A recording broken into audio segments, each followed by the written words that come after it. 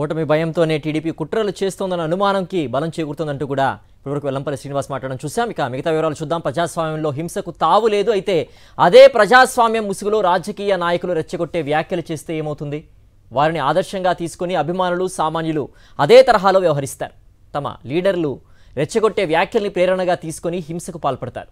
ఇప్పుడు సీఎం జగన్పై జరిగిన హత్యాయత్నం ఘటనకు అలాంటి పరిస్థితులు కూడా కారణమై ఉండొచ్చన్న అనుమానాలు వాదనలు బలంగా వినిపిస్తున్నాయి. ఎందుకు చంద్రబాబు రెచ్చగొట్టే వ్యాఖ్యలు కారణం? ఇప్పుడు రోషం వచ్చింది. తిరిగి మనిషికి ఒక రాయి తీసుకొని ఏ దొరికితే తీసుకొని ఆ దున్నపోతని చిత్తుగా ఓడించి ఆ ఫ్యాన్ అనే మాట లేకుండా చేసి ఈయన వెంటబడి కొట్టండి, ఇంకోటి చేయండి, దున్నపోతుంటాడు, ఇంకోటి అంటాడు, నేనున్నాను మీకు అండగా, మా పార్టీ ఉందంటాడు.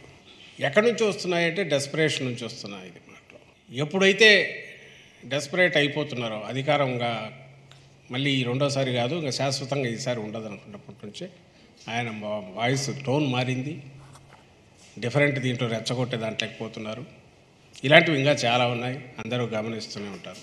నాలాంటి వాడి జోలికి 40 ఏళ్ళు ఎవడు రాలా, వచ్చాడు బచ్చా,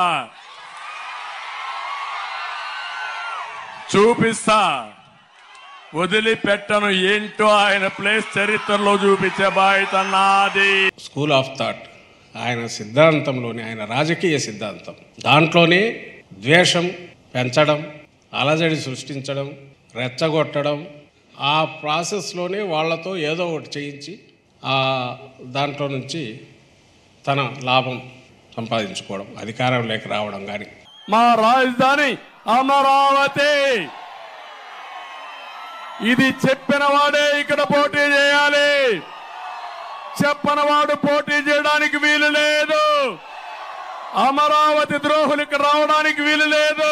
టీడీపీ వాళ్ళకు సంబంధించిన వాళ్ళు కానీ, ఆ స్కూల్ ఆఫ్ థాట్ వంటపట్టుకునే వాళ్ళు కానీ, వాళ్ళ ప్రమేయము వెనక నుంచి ప్రోత్సాహము, ఏదో పర్పెట్రేషన్ అది వెనక నుంచి ఉంటుంది. మేము ఉన్నాం, మేము చూసుకుంటాం, మీరు కానివ్వండి అనేవాళ్ళు ఎవరో టీడీపీ నాయకులు ఉండే జరిగి ఉంటుంది అనేది ఖచ్చితంగా చెప్తున్నాము. ఇలాంటివి చేయడం వల్ల ఆయన హెజిటేట్ చేసి లోపల ఉంటారు, బస్సులో కూర్చుంటారనన్నా ఉండాలి, జనంలోకి రాకుండా ఆపగలమనన్నా ఉండాలి. ఏదో ఆలోచన, ఒక ప్లాన్ దీంతో జరిగింది. కానీ ఇలాంటివి ఏవీ ఆపలేవు. యాత్ర దిగ్విజయంగా జరుగుతుంది.